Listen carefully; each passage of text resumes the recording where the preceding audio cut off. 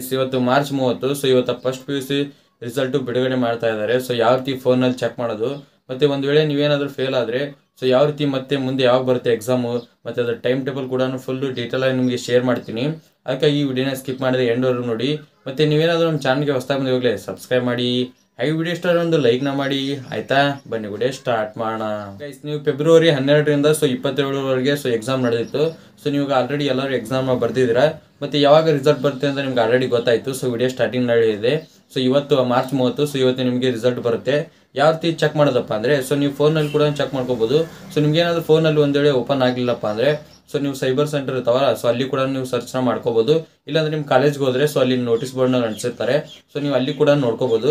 So ಯಾವ ರೀತಿ ಫೋನಲ್ಲಿ ಚೆಕ್ ಮಾಡೋದಪ್ಪ ಅಂದರೆ, ಸೊ ಇಲ್ಲಿ ವೆಬ್ಸೈಟ್ನ ಕೊಡ್ತೀನಿ ನೋಡಿ ಸ್ಕ್ರೀನ್ ಮೇಲೆ, www.krresult.nic.in ಅಂತೇಳಿ. ಸೊ ನೀವೇನಾದರೂ ಗೂಗಲ್ನಲ್ಲಿ ಹೋಗಿ ಸರ್ಚ್ ಮಾಡಿದರೆ ಸೊ ಸಿಗುತ್ತೆ. ಇಲ್ಲಿ ಸ್ಕ್ರೀನ್ ಮೇಲೆ ಆಗ್ತಾ ನೋಡಿ ಪಕ್ಕ. ಸೊ ಈ ರೀತಿ ನೀವೇನಾದ್ರು ಸರ್ಚ್ ಮಾಡಿದ್ದೀರಾ ಅಂದರೆ ಸೊ ನಿಮಗೆ ರಿಸಲ್ಟ್ ಅನ್ನೋದು ಸಿಗುತ್ತೆ. ಸೊ ಇನ್ನೂ ರಿಸಲ್ಟ್ ಬಿಟ್ಟಿಲ್ಲ. ಸೊ ಯಾವಾಗ ರಿಸಲ್ಟ್ ಬಿಡ್ತಾರಪ್ಪ ಅಂದರೆ ಇವತ್ತು ಬೆಳಗ್ಗೆ ಸೊ 9 ಗಂಟೆ ಅಂದ್ರೆ 11 ಗಂಟೆ ಒಳಗೆ ಸೊ ನಿಮಗೆ ರಿಸಲ್ಟ್ ಅನ್ನೋದು ಬರುತ್ತೆ.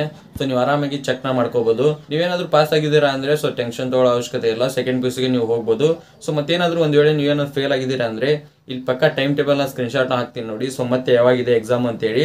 ಸೊ ಎಕ್ಸಾಮ್ ಯಾವಾಗ ಬರುತ್ತಪ್ಪ ಅಂದರೆ ಸೊ 20/5/2024 ಮತ್ತೆ ಎಕ್ಸಾಮ್ ಸ್ಟಾರ್ಟ್ ಆಗ್ತವೆ, ಪೂರಕ ಪರೀಕ್ಷೆ. ಸೊ ನೀವು ಆವಾಗ ಮತ್ತೆ ಸ್ಟಡಿ ಮಾಡಿಕೊಂಡು ಸೊ ನೀವು ಎಕ್ಸಾಮ್ನ ಎಂಟ್ರನ್ನ ಮಾಡ್ಬೋದು. ಇವಾಗ ನಿಮಗೆ ಗೊತ್ತಾಯ್ತು ಅನ್ಕೊಂತೀನಿ. ಸೊ ಯಾವ ರೀತಿ ಫಸ್ಟ್ PUC ರಿಸಲ್ಟ್ ಚೆಕ್ ಮಾಡೋದು ಅಂತೇಳಿ.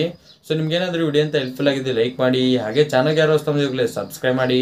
ಮತ್ತೆ ಮುಂದೆ ಸಿಗ್ತೀನಿ. Thank you for watching. Love you all. Bye.